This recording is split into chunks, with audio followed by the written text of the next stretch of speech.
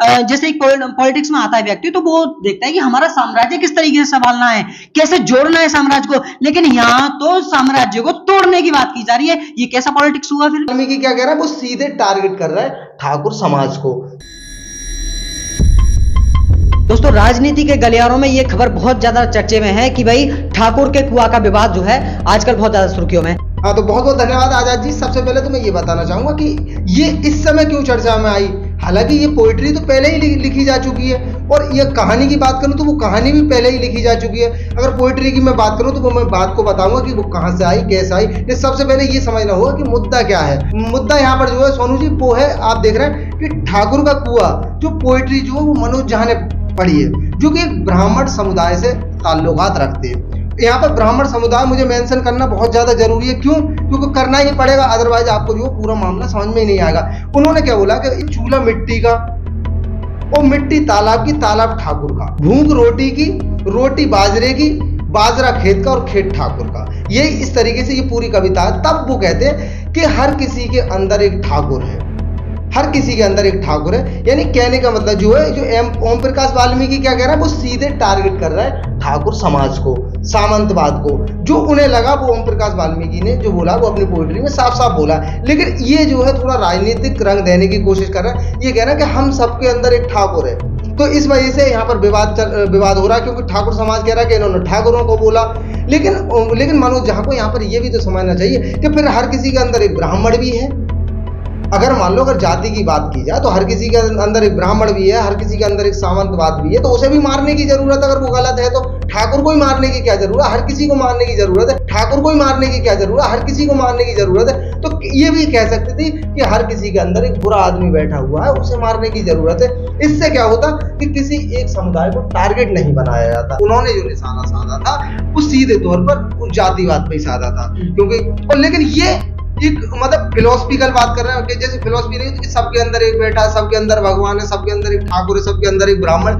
तो ये फिलोसफिकल रंग देने की कोशिश कर रहे हैं। लेकिन वो जो है ओम प्रकाश वाल्मीकि वो सीधे सीधे जातिवाद पर बात कर रहे हैं। और राइटर की बात को हमें लेना ही होगा सीरियसली। अदमगोंड भी ये कह रहा है कि चमारों की गली, लेकिन वो तो खुद क्षत्रिय थे, वो खुद ठाकुर थे, लेकिन उनकी बात का वजन है। लेकिन राजनीति वाले इंसानों की बात का क्या वजन हो सकता है जो पोइट्री का पूरा मतलब ही चेंज कर रहे हैं। तो ये लोग तो जात पात को बांटने का काम कर रहे हैं, जहां तक मुझे उम्मीद है, क्योंकि इनकी बातें सुनकर के ऐसा लगता है कि राइटर को ये पीछे छोड़ते जा रहे हैं, उनकी बातों को कोई समझ ही नहीं रहे हैं। जिस तरीके से संविधान को जो है ये लोग पीछे छोड़ते रहे हैं, क्योंकि ये बातें सब संविधान से बाद में ही आई है, क्योंकि संविधान इनसे सबसे पहले है। जबकि ये लोग पॉलिटिक्स में आए हैं तब से संविधान के अंतर्गत ही है ये। लेकिन वो अपने आप को फिर तो इस पोइट्री के जरिए संविधान को जो है अपने से नीचे मानने लगे हैं। क्यों? क्योंकि संविधान के तहत ये जो है बातें लिखी गई थी सब। क्योंकि जिस व्यक्ति ने वो संविधान बनाया था, मतलब सोचा था उसको बनाने के बारे में, उसके बारे में तो कोई बात ही नहीं करते हैं।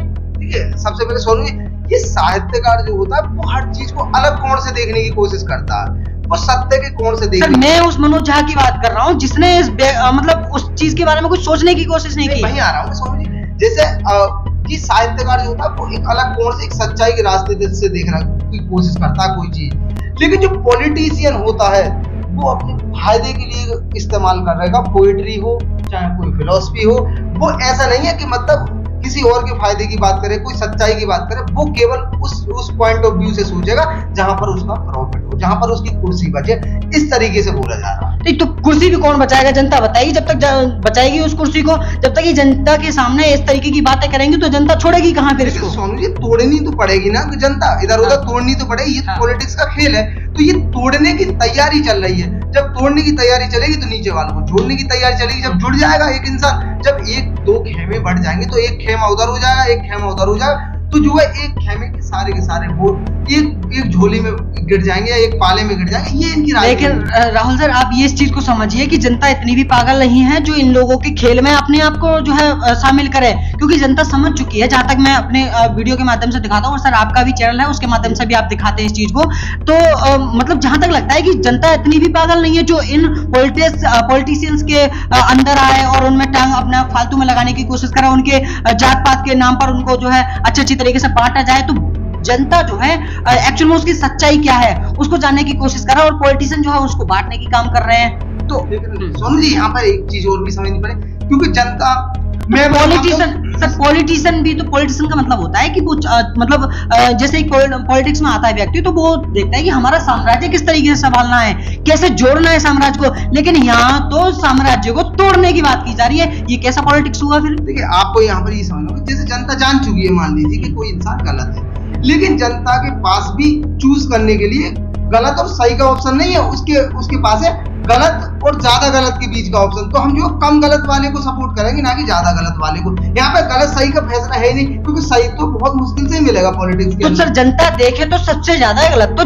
ये है जिसकी हम बात कर रहे हैं, मनोजा की। हाँ, अब ये फैसला जनता को करना होगा, क्योंकि मैं ये नहीं कह सकता, क्योंकि मैंने अपना जो दृष्टिकोण बता दिया, बाकी जनता सोचेगी। ये हम नहीं कह सकते कौन ज्यादा गलत है या फिर कौन ज्यादा सही है। सही तो वो कहना गलत ही है, क्योंकि गलत और ज्यादा गलत के बीच का फैसला है। अब देख लीजिए किसका अनुपात कितना, उसी हिसाब से आप वोट कर सकते हैं। बहुत तो ये थे हमारे साथ BR7 के न्यूज एंकर, जो है ये भी अपने चैनल पर ऐसी ऐसी बातें बताते रहते हैं जो आपको समझनी है, और मैं भी आपके लिए ऐसी ऐसी बातें जो है बताते रहूंगा आपके लिए, जो आपके लिए बहुत ज्यादा जरूरी रहती है। सर हमारे साथ खासकर जो है आई थिंक डेली आते रहेंगे और आपको ऐसी नई नई बातें जो है शायद बताते रहेंगे, क्योंकि जानकारी आपके पास जाना बहुत ज्यादा महत्वपूर्ण है। तो आप इस चैनल को सब्सक्राइब भी कर सकते हैं, सर से आप जुड़ सकते हैं। मिलते हैं अगली वीडियो में, तब तक आप ख्याल रखिए। जय हिंद, वंदे मातरम।